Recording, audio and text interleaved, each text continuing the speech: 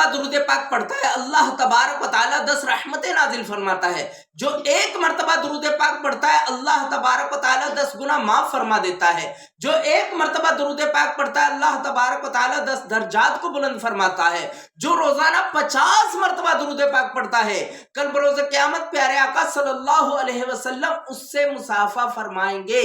تو دیکھیے، اور اب آئیے نماز پر. جو نماز پڑھتا ہے اللہ تبارک و تعالیٰ، نماز کیا ہے؟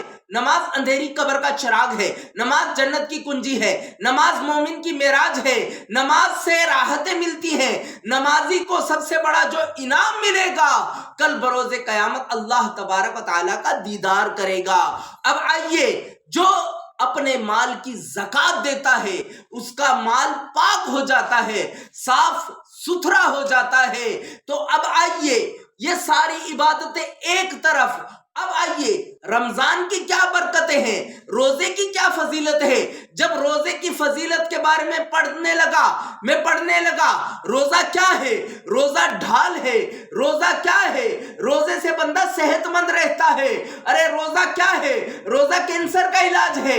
اب روزے کے بارے میں پڑھتا گیا. میری خوشی کی انتہا اس وقت نہ رہی جب میں نے پڑھا میرا رب فرماتا ہے روزہ میرے لیے ہے اور اس کی جزا میں خود ہوں.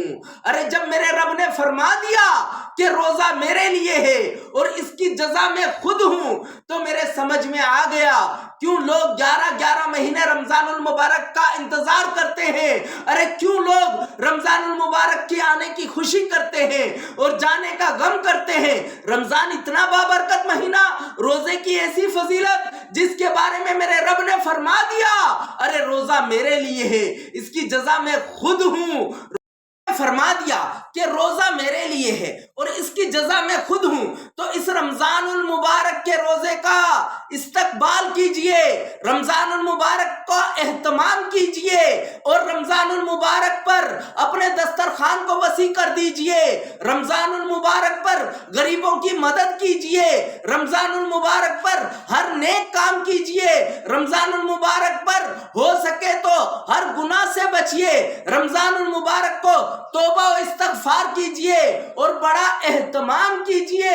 ہر نماز باجماعت ہو، ہر روزہ صحیح طریقے سے رکھا جائے، روزے میں دسترخوان وسیع ہو. رمضان المبارک کیوں نہ رمضان المبارک کا احترام کیا جائے. اور جو کسی شرعی مجبوری کی بنا پر روزہ نہ رکھ سکے وہ ایسے رہے جیسے کہ وہ خود روزہ دار ہوں، کیونکہ یہاں بات ختم ہو گئی جب میرے رب نے فرما دیا کہ روزہ میرے لیے ہے اور اس کی جزا میں خود ہوں.